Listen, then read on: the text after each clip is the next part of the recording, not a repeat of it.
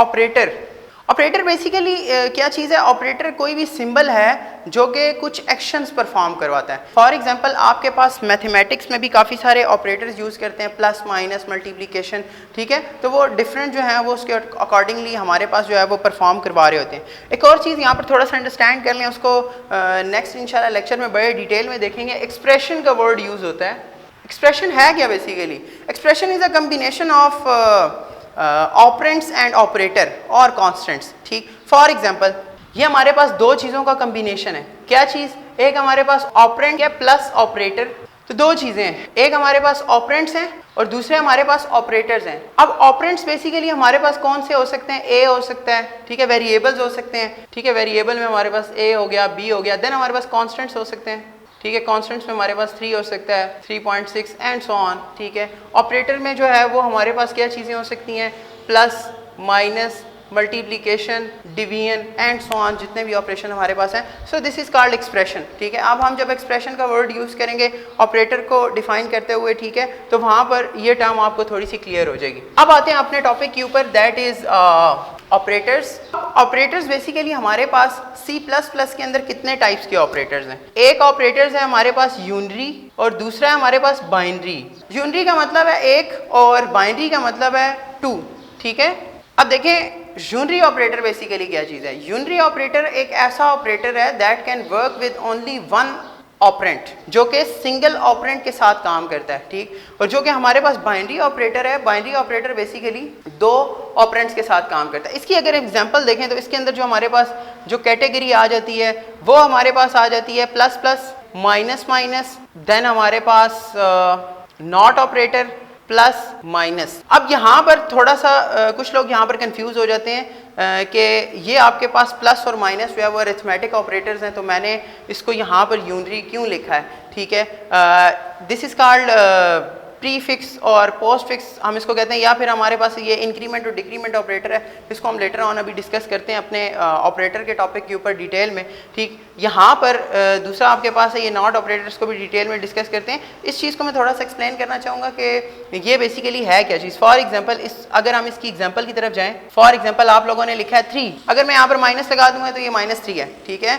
ये इस ऑपरेटर की बात कर रहा हूँ, ठीक। अगर फॉर एग्जाम्पल -a लिख रहा हूँ तो इस तरह के ऑपरेटर। अब ये देखें ऑपरेंट एक है, ऑपरेंट का मतलब होता है वेरिएबल या कांस्टेंट, तो वो हमारे पास सिर्फ एक ही है। अगर हम इसकी एग्जांपल पे जाना चाहें, for example not a, for example अगर हम प्लस प्लस पे जाना है तो हम ये कहते हैं प्लस प्लस a, ठीक है, minus minus a plus plus. तो ये जो हमारे पास एग्जांपल है ये सब हमारे पास यूनरी जो है वो ऑपरेटर की एग्जांपल है। यूनरी ऑपरेटर किस चीज़ को कहते हैं? यूनरी ऑपरेटर ऐसे ऑपरेटर होते हैं जो कि सिर्फ एक सिंगल ऑपरेंट के साथ जो है वो काम करते हैं। फिर हमारे पास बाइनरी ऑपरेटर्स आ जाते हैं। अगर हम बाइनरी ऑपरेटर की डिटेल में जाएं, ठीक है, तो ये हमारे पास सबसे पहला ऑपरेटर जो हमारे पास आता है वो हमारे पास आता है assignment operator, and that is equals to. ये जो सिंबल है ये आपके पास ये हम लोगों ने प्रीवियस लेक्चर के अंदर भी जब मैं इनिशियलाइजेशन का टॉपिक समझा रहा था तब भी मैंने इस चीज़ को डिस्कस किया था थोड़ा सा डिटेल में, ठीक है। This is called assignment operator. अच्छा, इसमें जो हमारे पास सबसे पहला ऑपरेटर आता है that is called assignment operator. This symbol, इसका सिंटैक्स देख लें थोड़ा सा, इसको यूज़ भी हम लोगों ने यहाँ पर किया है, ठीक है। इस चीज़ को हम लोग डिस्कस भी कर चुके हैं पहले। अब ये बेसिकली मैथ्स के अंदर अगर आप डिस्कस करते हैं तो ये इक्वल्स टू ऑपरेटर है, जबकि यहाँ पर जो है वो इक्वल्स टू ऑपरेटर डिफरेंट है, इसको आप लोग असाइनमेंट ऑपरेटर पढ़ोगे, ठीक है। असाइनमेंट ऑपरेटर यूज़ क्यों किया जाता है? Assignment operator is use to specify some value to the variable, ठीक, सिंपल। अगर आप इसके सिंटैक्स पे आएंगे तो इसमें हमारे पास सिंटैक्स जो है वो variable on the left side और राइट साइड पे हमारे पास एक्सप्रेशन आ सकती है, ठीक है। एक्सप्रेशन के अलावा हमारे पास यहाँ पर कॉन्स्टेंट्स आ सकते हैं, ठीक है। एग्जाम्पल पे बात करें तो यहाँ पे, ठीक है, एग्जाम्पल पे बात करें, for example a is a variable, a is equals to 3, so this is okay.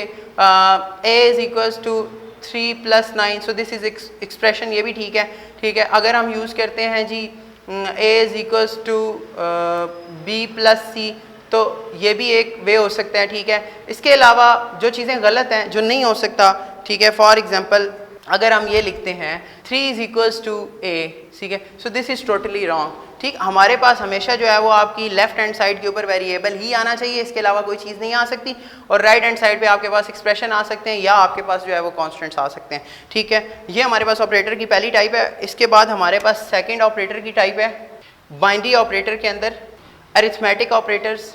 Arithmetic operators बहुत डिटेल में डिस्कस करते हैं थोड़ा सा।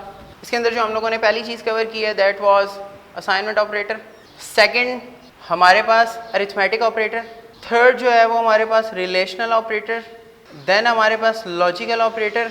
ठीक है, इसके बाद हमारे पास फिफ्थ प्लेस के ऊपर इंक्रीमेंट स्लैश डिक्रीमेंट। इसके साथ हमारे पास अरिथमेटिक ऑपरेटर में हम लोग इसको कंबाइन करते हैं assignment arithmetic, compound assignment arithmetic operator भी उसको कह सकते हैं, कंपाउंड असाइनमेंट एंड अरिथमेटिक। इसके बाद लास्ट में हमारे पास एक टॉपिक होता है सिक्स प्लेस पे जो कि है हमारे पास टर्नरी ऑपरेटर, या फिर हम लोग उसको कंडीशनल ऑपरेटर भी कहते हैं। ठीक है, तो इंशाल्लाह हम नेक्स्ट लेक्चर में उस पर डिस्कस करेंगे, लेकिन वो भी एक ऑपरेटर की टाइप ही है। ठीक है, उस चीज़ को हम यहाँ पर अभी डिस्कस नहीं करेंगे, अभी हम इन सारी चीज़ों को बहुत डिटेल में डिस्कस करेंगे कि बेसिकली ये सारी चीज़ें किस तरह से काम करती हैं। इसको अब सबसे पहले अगर हम अरिथमेटिक पे आते हैं, ठीक है, तो अरिथमेटिक में बेसिक जो हमारे पास ऑपरेटर है दैट इज़ प्लस। अगर हम इसकी एग्जांपल के ऊपर जाते हैं, for example a plus b, या फिर हमारे पास और कौन सी एग्जांपल्स हो सकती हैं 3 प्लस 4, ठीक है, एंड सो ऑन, जैसा हम मैथ्स में करते हैं। ठीक, इसके अलावा हमारे पास प्लस के अलावा जो हमारे पास इसके अंदर ऑपरेटर होते हैं दैट इज़ माइनस। ठीक है, माइनस का भी सेम इसी तरह से काम करेगा। अगर हम इसकी डिटेल में जाते हैं तो हम लोग a माइनस b करवा सकते हैं, वेरिएबल्स को भी हम करवा सकते हैं इनडायरेक्टली, उनकी वैल्यूज़ जो हैं वो हमारे पास माइनस हो रही होती हैं, सब्ट्रैक्शन हो रही होती हैं, देन 4 माइनस 3। ठीक है, तो इस तरह के काम हम लोग जो है वो करवा सकते हैं। ठीक है, जिस तरह हम लोग मैथ्स में करवाते हैं। फिर हमारे पास एक और ऑपरेटर होता है दैट इज़ मल्टीप्लिकेशन ऑपरेटर है। मैथ्स में हम डिफरेंट तरह से इसको यूज़ करते हैं, इसमें हम लोग इसको डिफरेंट तरह से यूज़ कर सकते हैं। वेरिएबल के अंदर भी हम लोग मल्टीप्लिकेशन कर सकते हैं। अब आप ये देखें कि ये बेसिकली हमारे पास ऐसे जो है वो ऑपरेटर की ऐसी टाइप है जो कि हमारे पास दो ऑपरेंट्स के बीच में काम करते हैं। ठीक है, ये हमारे पास यूनरी ऑपरेटर नहीं है। ठीक, इसके अलावा जो हमारे पास चीज़ आ जाती है फॉर एग्जांपल 4 मल्टीप्लाइड बाई 3। ठीक है जी, इसके अलावा जो है वो हम डिवीजन को यूज़ कर सकते हैं, this is your division slash, maths में इसको डिफरेंट तरह से लिखा जाता है। ठीक है, इसमें भी हम जो है वो वेरिएबल्स के ऊपर डिवाइड करवा सकते हैं और दूसरी हम लोग कॉन्स्टेंट्स के ऊपर ये चीज़ें जो हैं वो अप्लाई कर सकते हैं। यहाँ पे एक चीज़ समझ लें, थोड़ी सी इम्पॉर्टेंट है। ठीक है, नेक्स्ट लेक्चर हमारे पास है एक्सप्रेशन का, हम उस चीज़ में भी इस चीज़ को डिस्कस करेंगे, बेसिकली ये किस तरह से काम करती है। एक चीज़ ध्यान में रखिएगा कि ये ऑपरेटर जो है वो डिफरेंट तरह से काम करता है। अगर तो ये इंटीजर के साथ काम कर रहा है तो वैल्यू डिफरेंट आएगी, अगर ये जो है वो फ्लोट के साथ काम कर रहा है तो वैल्यू डिफरेंट आएगी। ठीक है, अगर ये जो है ये वेरिएबल आपके पास इंटीजर और फ्लोट यानी कि रियल नंबर और जो इंटीजर नंबर है उसके साथ काम कर रहा है तो रिजल्ट जो है वो आपके पास डिफरेंट तरह से आपके पास शो होगा। ठीक है, उसकी एग्जांपल मैं यहाँ पर दे देता हूँ।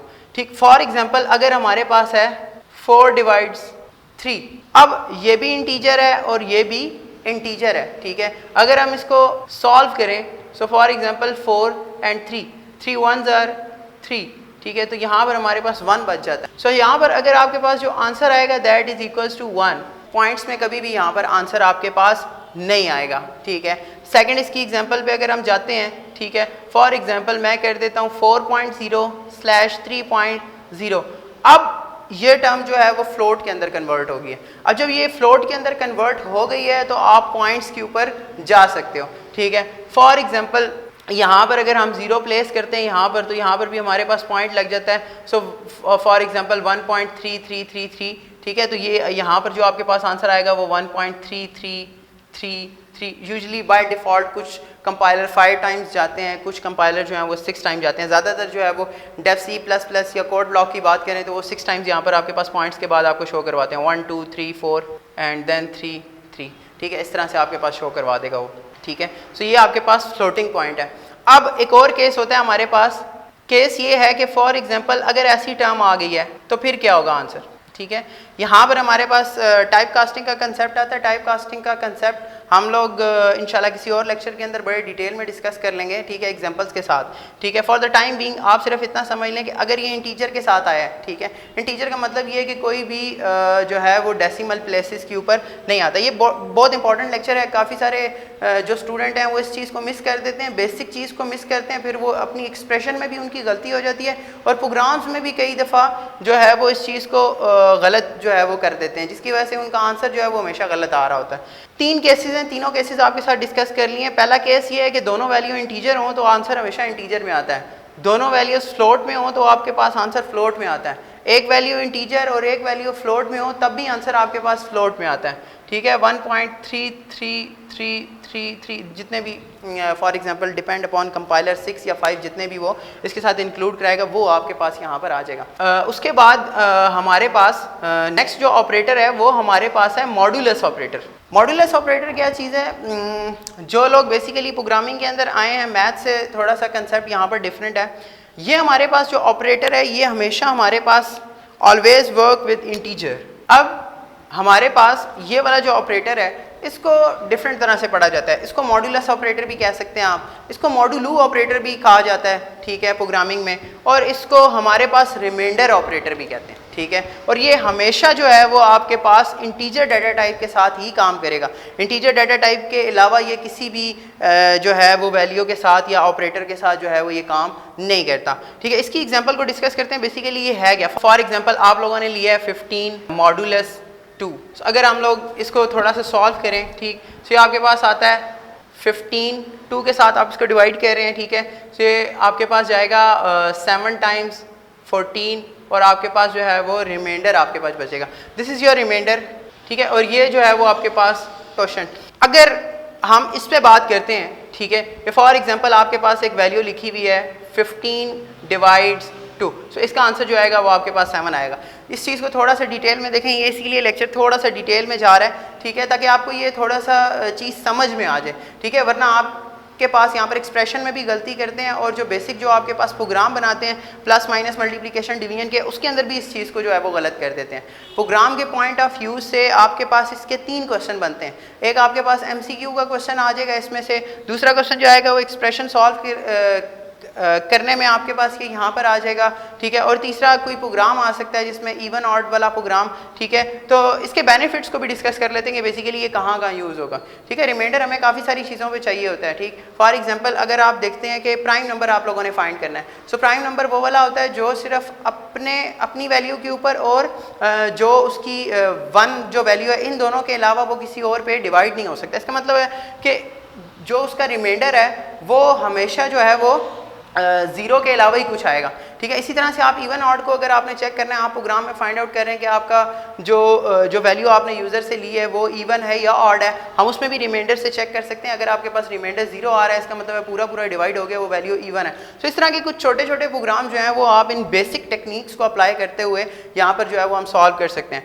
ठीक। फॉर एग्जाम्पल 15 मॉड्यूलस 2 है, तो यहाँ पर रिमाइंडर आपके पास इसका जो आंसर आएगा वो आपके पास 1 आएगा, ठीक है। एक और डाउट जो हमारे पास क्लियर नहीं होता, ठीक है, वो फॉर एग्जांपल इसकी सेकंड एग्जांपल को अगर हम डिस्कस करें तो हम ये कहते हैं 2 मॉड्स 15, यहाँ पर आपके पास क्या आंसर आएगा, ठीक है। सो अगर हम टेक्निकली देखें यहाँ पर आगे बहुत सारे स्टूडेंट्स यहाँ पर इस चीज़ को मिसलीड कर देते हैं या फिर उनको समझ नहीं आती, बेसिक मैथ्स के जो है वो कंसेप्ट थोड़े से वीक होते हैं। अगर हम इसको थोड़ा सा डिटेल में देखें तो दिस इज़ योर 2, ठीक है। और अगर हम 15 पे बात करें, ठीक, 15 जो है वो 0 टाइम्स जाएगा, 0 टाइम जब जाएगा तो ये हमारे पास जो है वो 0 आ गया और यहाँ पर आपके पास रिमाइंडर में आपके पास 2 आ गया, ठीक है। ये चीज़ समझ रहे हैं? अब फॉर एग्जांपल जब हम रिमाइंडर के ऊपर बात करेंगे तो यहाँ पर आपके पास आंसर आएगा 0, ठीक है। लेकिन अगर वही कंसेप्ट अगर आप यहाँ पर लेके जाएंगे 2 डिवाइड्स 15, सो इसका आंसर क्या आएगा आपके पास? रिमाइंडर। यहाँ पर आपके पास दिस इज़ योर रिमाइंडर, तो हमेशा जो डिवाइड का ऑपरेटर है ऊपर वाले के साथ आता है, ठीक है। यहाँ पर 0 आ गया तो यहाँ पर आप लोगों ने 0 लिख दिया है। इसी तरह यहाँ पर आपके पास जो रिमाइंडर आया वो आपके पास 2 आ गया, ठीक है। ये छोटे से कंसेप्ट थे, इसको थोड़ा सा डिटेल में कर लें जब हम एक्सप्रेशन का टॉपिक इंशाल्लाह नेक्स्ट हमारा टॉपिक एक्सप्रेशन का है और टाइप कास्टिंग है, हम उसको बहुत डिटेल में देखेंगे वो किस तरह से काम करते हैं। अच्छा जी, ये तो कुछ हो गया हमारे पास अरिथमेटिक ऑपरेटर्स। अरिथमेटिक ऑपरेटर्स हमारे पास कितने टाइप्स के थे, ठीक है। अगर हम साथ साथ इसको लिखें तो ये this is called assignment operator, ठीक है। यहाँ पर हमारे पास प्लस था, माइनस था, मल्टीप्लिकेशन था, डिवीजन था और मॉड ऑपरेटर था। इनको हम थोड़ा सा डिटेल में डिस्कस किया, ठीक है। इसके अलावा हमारे पास यहाँ पर जो इसकी सेकंड टाइप है, ठीक, यहाँ पर अगर हम इसको डिस्कस करें 2.5, ठीक है। अगर हम ये हमारे पास आता है कंपाउंड अरिथमेटिक ऑपरेटर्स, ठीक है, जिसमें हम लोग बेसिकली क्या करते हैं, कंपाउंड अरिथमेटिक ऑपरेटर्स, ठीक है। कंपाउंड और अरिथमेटिक ऑपरेटर्स का जब यहाँ पर कंसेप्ट आता है, ठीक है, तो इसके साथ हमारे पास कुछ चीज़ें एक्सीड हो जाती हैं जो कि हमारे पास असाइनमेंट ऑपरेटर है, ठीक। फॉर एग्जांपल हम उसको लिख सकते हैं, एक टर्म हमारे पास यूज़ होती है for example plus is equals to, ठीक है, इसी तरह माइनस इज इक्वल्स टू, ठीक, इसी तरह मल्टीप्लाइड इज इक्वल्स टू, ठीक, इसी तरह divide modulus equals to and then divide equals to, ठीक है। इस चीज़ को यूज़ किया जा सकता है। ये भी पेपर पॉइंट ऑफ व्यू से बहुत इंपॉर्टेंट जो है वो आपके पास कंसेप्ट है। अब फॉर एग्जांपल आपके पास लिखा हुआ है a plus is equals to 3, ठीक है, एग्जांपल में अगर हम बात करें, ठीक। सो बेसिकली क्या कह रहे हैं, आपके पास कह रहे हैं a इज इक्वल्स टू, ये जो है वो स्टेटमेंट हमारे पास बराबर होती है किस चीज़ के, a is equals to a plus 3, ठीक है। हम प्रोग्रामिंग में इस चीज़ को इस तरह से भी लिख सकते हैं। एक चीज़ जो आप लोगों ने नोट करनी है, हमेशा एमसीक्यूज़ के अंदर काफ़ी सारे स्टूडेंट इस चीज़ को गलत करके आते हैं। ये जो हमेशा ये चीज़ फॉर एग्जांपल वो कहता है कि ये जो स्टेटमेंट है ये किसके इक्वलेंट है। यहाँ पर आपके पास एमसीक्यूज़ में काफ़ी सारे ऑप्शंस आ रहे होते हैं। अब एक चीज़ को ध्यान में रखिएगा कि ये बेसिकली जो मैंने यहाँ पर अरिथमेटिक ऑपरेटर्स लगाया है, ये हमारे पास असाइनमेंट ऑपरेटर से पहले आता है, ठीक है। फॉर एग्जाम्पल अगर हम डिस्कस करते हैं a multiplied is equals to b, ठीक है, तो इसका मतलब क्या होगा, इसका मतलब ये है a is equals to a multiplieds b, ठीक है जी। इसके बाद इसी तरह के और कंसेप्ट आ जाते हैं, ठीक है। यही ऑपरेटर जो है वो डिवाइड के साथ भी और मॉडुलस ऑपरेटर के साथ भी आप लोग यूज़ कर सकते हैं, ठीक है। तो this is called compound assignment arithmetic operators भी इसको कहते हैं, इसको कंपाउंड अरिथमेटिक ऑपरेटर्स भी कहते हैं। कंपाउंड मींस दो जो है वो ऑपरेटर्स कंबाइन करना। यहाँ पर हमारे पास अरिथमेटिक ऑपरेटर्स को कंबाइन किया गया और दूसरी चीज़ हमारे पास असाइनमेंट ऑपरेटर को जो है वो कंबाइन किया गया, ठीक है। देन मूव करते हैं। इस चीज़ को मैं एज अ कंपाइलर नहीं ले रहा, मैं जस्ट एक एग्जांपल यहाँ पर शो करवा रहा था कि ये पेपर पॉइंट ऑफ व्यू से थोड़ा सा इंपॉर्टेंट है। अक्सर इस चीज़ का जो है वो एक आधा क्वेश्चन जो है वो पेपर में आ ही जाता है। नेक्स्ट जो चीज़ है वो आपके पास है relational operator. Relational operators are used to specify conditions, ठीक है, या फिर हमारे पास कंडीशंस को बनाने के लिए C++ के अंदर हमारे पास जो ऑपरेटर्स को यूज़ किया गया that is called relational operators. Relational operators को थोड़ा सा देख लेते हैं, थोड़ा सा मैथ से डिफरेंट है, ठीक है। अगर यहाँ पर इसकी थोड़ी सी डिस्कस करें तो ये हमारे पास होते हैं greater than, less than, greater than equals to, less than equals to and then you have equals to operator. ये सारे के सारे हमारे पास जो हैं वो रिलेशनल ऑपरेटर हैं, ठीक है। और ये आपके पास सिर्फ एक चीज़ को रिटर्न करते हैं दैट इज़ ट्रू और फॉल्स, ठीक है। या इसका रिजल्ट हमारे पास ट्रू में आएगा या हमारे पास जो है वो इसका रिजल्ट फॉल्स में आएगा। इसकी थोड़ी सी एग्जांपल्स देख लेते हैं, ठीक है। यहाँ पर कुछ लोग जो हैं वो इसको मिसलीड करते हैं। मैथ्स में अगर कंसेप्ट पढ़ें तो वो इस तरह से लिख रहे होते हैं, प्रोग्रामिंग में जब अप्लाई करते हैं तो this is totally wrong concept. इस चीज़ को थोड़ा सा अंडरस्टैंड करेंगे। मैथ्स में जब आप ग्रेटर देन या इक्वल्स टू लिखते हैं तो फिर ये सिंबल नहीं डालेंगे, इस तरह का सिंबल डालेंगे। अक्सर स्टूडेंट्स के जब पेपर चेक कर रहे होते हैं तो ये चीज़ बड़ी कॉमनली आ रही होती है कि मैथ्स पढ़ के आए हुए होते हैं तो ये चीज़ जो है वो हमारे पास लूप्स में भी ये चीज़ लगा देते हैं और आम जो इफ़ की स्टेटमेंट है उसके अंदर भी हमारे पास ये लगा सकते हैं। ज़्यादातर ये ऑपरेटर जो है वो इफ़ एल्स इफ इस तरह की कंडीशंस के अंदर यूज़ करते हैं जब हम कंडीशंस के ऊपर बात कर रहे होते हैं, या फिर आपके पास टर्नरी ऑपरेटर के अंदर यूज़ होते हैं जिसको हम नेक्स्ट लेक्चर के अंदर इंशाल्लाह डिस्कस करेंगे बहुत डिटेल में, ठीक। अब सबसे पहले बात कर लेते हैं for example a is greater than b, तो इसका आंसर में या तो ट्रू आएगा या आपके पास आएगा फॉल्स, ठीक है। या तो ये ग्रेटर है या नहीं है तो ट्रू है, फॉल्स, ठीक है। अब यहाँ पर एक और चीज़ के आपके पास जो है कंपाइलर वो किस तरह से काम कर रहा होता है, ठीक है। कंपाइलर ट्रू को क्या रिटर्न करता है, कंपाइलर फॉल्स को क्या चीज़ रिटर्न कर रहा होता है, ठीक है। तो कुछ कंपाइलर्स जो हैं वो उसको डिफरेंट तरह से डील करते हैं, ठीक है। फॉर एग्जांपल ज़्यादातर जो कंपाइलर हैं वो ट्रू का हमारे पास 1 की वैल्यू लेते हैं और फॉल्स को जो है वो 0 लेते हैं, ठीक है। और इट डिपेंड्स अपॉन कंपाइलर कि आप एक सिंगल स्टेटमेंट को लिख के चेक कर सकते हैं। फॉर एग्जांपल एक सिंपल प्रोग्राम लिख के अपने कंपाइलर को चेक कर सकते हैं।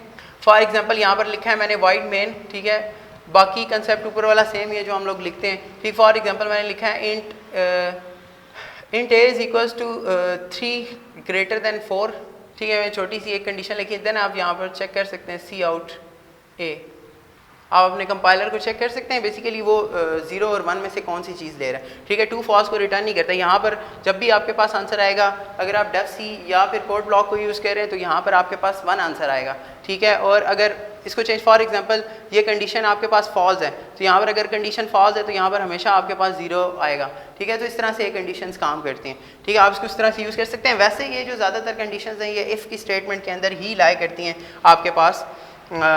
इसके अलावा आपके पास ये इक्वल्स टू ऑपरेटर है। इक्वल्स टू ऑपरेटर को थोड़ा सा डिटेल में देख लेते हैं। इक्वल्स टू ऑपरेटर किस तरह से काम करता है। इक्वल्स टू ऑपरेटर को हम देखें तो ये भी कंडीशनल ऑपरेटर है। अब ये for example a is equals to b, तो ये भी आपको या तो ट्रू रिटर्न करेगा या आपके पास फॉल्स रिटर्न करेगा, ठीक है। अब ये मैथ्स में बेसिकली यहाँ पर हम इक्वल्स टू लिख रहे होते हैं, ठीक है। मैथ्स के अंदर जो है ये कंसेप्ट डिफरेंट है, प्रोग्रामिंग के अंदर ये थोड़ा सा कंसेप्ट डिफरेंट है।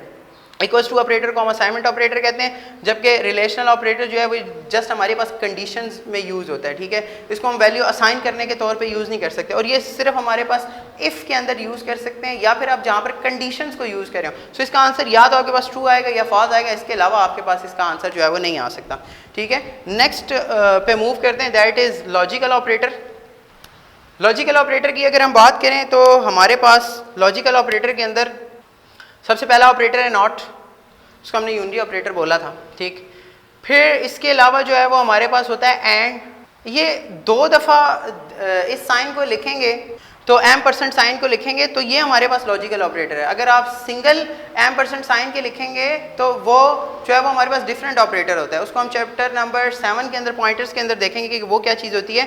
फॉर द टाइम बीइंग आप इस चीज़ को अंडरस्टैंड करें कि ये जो आपके पास %, साइन है, %, साइन जो है वो हमारे पास यूज़ किया जाता है, आपके पास लॉजिकल एक्सप्रेशन के तौर पे यूज़ किया जाता है। और ये आपके पास जो है वो कंडीशंस के अंदर, यानी कि ये लॉजिकल ऑपरेटर्स की अगर हम बात करें तो लॉजिकल ऑपरेटर्स बेसिकली क्या करते हैं कि 2 डिफरेंट कंडीशंस को, ठीक है, 2 डिफरेंट कंडीशंस को कंबाइन करने के लिए हमारे पास यूज़ करते हैं, ठीक है। इसके अलावा हमारे पास दिस इज़ योर और, ठीक है। इस चीज़ को थोड़ा सा देखते हैं, ठीक है। For example this is not operator, use कहाँ पर हो रहा है, फॉर एग्जाम्पल ए। सो अगर आप फॉर एग्जाम्पल अगर यहाँ पर देख रहे हैं, यहाँ पर अगर इससे पहले अगर हम लोग लगा देते हैं नॉट, ठीक है, तो ये ट्रू को फॉल्स कर देगा, फॉल्स को ट्रू कर देगा, ठीक। दूसरा ऑपरेटर है हमारे पास एंड ऑपरेटर, सो मैथ्स की तरह ही काम करेगा, ठीक है। फॉर एग्जाम्पल इसी अगर हम एग्जाम्पल देते चलें, for example 3 is greater than 4 and 9 is greater than 3। अगर हम इसकी थोड़ी सी डिटेल में बात करें तो for example this is your true, ठीक है। अगर हम ये बात करें तो ये हमारे पास फॉल्स है तो ये हमारे पास 0 आएगा, एंड 9 इज़ ग्रेटर देन 3 तो ये हमारे पास ट्रू है, यहाँ पर आपके पास वैल्यू आएगी 1। अच्छा, एंड ऑपरेटर जो है वो हमारे पास थोड़ा सा स्ट्रिक्ट ऑपरेटर है, ठीक है। एंड ऑपरेटर की अगर हम बात करें तो यहाँ पर अगर हमारे पास दोनों कंडीशनें फॉल्स होंगी, ठीक है, तो हमारे पास आंसर फॉल्स आएगा। अगर हमारे पास दोनों कंडीशनें ट्रू होंगी तब आंसर आपके पास ट्रू आएगा, इसके अलावा सारे आंसर आपके पास फॉल्स आएंगे, ठीक है। यानी कि अगर हम इसको ट्रू फॉल्स की बात करें, ठीक है, for the time being true and this is false, तो आंसर हमेशा किस में आएगा, फॉल्स। एक ही कंडीशन में आपके पास आंसर ट्रू आ सकता है, जब आपके पास ये दोनों कंडीशनें ट्रू हों तो यहाँ पर आपके पास आंसर ट्रू आएगा, इसके अलावा जितने भी केसेस हैं वो सब फॉल्स हैं, ठीक। एक और ऑपरेटर होता है आपके पास दिस सिंबल, ठीक है। दिस सिंबल को हम ये कहते हैं ये हमारे पास और ऑपरेटर है, ठीक है। और ऑपरेटर बेसिकली हमारे पास थोड़ा सा लीनियंट ऑपरेटर है, और ऑपरेटर बेसिकली काम किस तरह से करता है, सेम अगर हम इसकी कंडीशन को देखें, ऊपर वाली कंडीशन को देखें, 3 इज़ ग्रेटर देन 4 और 9 इज़ ग्रेटर देन 3, सो ये हमारे पास आपके पास जो कंडीशन आ रही है फॉल्स, और यहाँ पर हमारे पास जो कंडीशन आ रही है दिस इज़ ट्रू। तो आपके पास कोई एक भी कंडीशन अगर ट्रू है तो यहाँ पर आपको जो कंपाइलर है आपके पास वो ट्रू रिटर्न करेगा, ठीक है। ये आपके पास बेसिक ऑपरेटर्स हैं, ठीक। दोबारा से इस चीज़ को डिस्कस कर लेते हैं। ये ऑपरेटर बेसिकली क्या करता है, फॉल्स को ट्रू और ट्रू को फॉल्स कर देता है। एंड ऑपरेटर बेसिकली क्या करता है, 2 कंडीशंस में अगर तो वैल्यू ट्रू है तब आपको ट्रू रिटर्न करवाएगा, अदरवाइज आपको फॉल्स रिटर्न करवा देगा। और ऑपरेटर हमारे पास बेसिकली क्या करता है, दोनों में से कोई एक कंडीशन, ठीक है, ट्रू होती है तो आपको ट्रू रिटर्न करता है, अदरवाइज जो है वो फॉल्स कब रिटर्न करेगा, जब दोनों कंडीशनें फॉल्स हों, इसके अलावा जितने भी केस हैं उसमें ट्रू रिटर्न करेगा, ठीक है। उसके बाद हमारे पास इंक्रीमेंट ऑपरेटर होता है। इंक्रीमेंट ऑपरेटर बेसिकली हमारे पास प्लस प्लस या फिर हमारे पास माइनस माइनस को कहते हैं, ठीक है। और लॉजिकल ऑपरेटर की अगर हम बात करें, लॉजिकल ऑपरेटर ये बेसिकली कंडीशन बनाने के लिए ऑपरेटर यूज़ किया जाता है, यानी कि सिंगल कंडीशन, ठीक है। तो इसको यूज़ करने के लिए हम लोग जो ऑपरेशन इस्तेमाल करते हैं वो हमारे पास रिलेशनल ऑपरेटर है, ठीक है। और अगर हम एंड की बात करें तो एंड बेसिकली दो कंडीशंस को, दो से ज़्यादा भी हो सकती हैं, ठीक है, दो से ज़्यादा कंडीशंस को, दो या दो से ज़्यादा कंडीशंस को हमारे पास कंबाइन करने के लिए हम जो है वो लॉजिकल ऑपरेटर्स को यूज़ करते हैं। इंक्रीमेंट डिक्रीमेंट का कंसेप्ट अगर हम देखें तो इंक्रीमेंट, ये हमारे पास इंक्रीमेंट प्लस प्लस और माइनस माइनस का, ये बेसिकली हमारे पास +1 का इंक्रीमेंट करते हैं, ठीक है। इसकी आगे से टाइप्स हैं, उसको हम इंशाल्लाह डिस्कस करते हैं नेक्स्ट लेक्चर के अंदर, ठीक। फॉर एग्जाम्पल हमारे पास लिखा हुआ है a plus plus, for the time being a की वैल्यू आपके पास 3। जब ये स्टेटमेंट एग्जीक्यूट करेगी तो a की वैल्यू यहाँ पर ऑलरेडी क्या हो जाएगी, a इज इक्वल टू 4, ठीक है। अगर आपके पास लिखा हुआ है प्लस प्लस a तो यहाँ पर भी आपके पास जो वैल्यू आएगी a इज इक्वल टू 5, ठीक है। यानी कि यहाँ पर a की वैल्यू का एक इंक्रीमेंट हुआ तो वैल्यू हो गई 4, यहाँ पर एक और इंक्रीमेंट हुआ तो वैल्यू हो गई 5। इस चीज़ को हम इंशाल्लाह नेक्स्ट लेक्चर में बहुत डिटेल में डिस्कस करेंगे, ठीक है, कि प्री इंक्रीमेंट और पोस्ट इंक्रीमेंट का क्या कंसेप्ट है, ठीक है। वो एक बहुत इंपॉर्टेंट टॉपिक है, ठीक है, जो आप लोगों ने मिस नहीं करना, ठीक है जी। अल्लाह हाफिज़।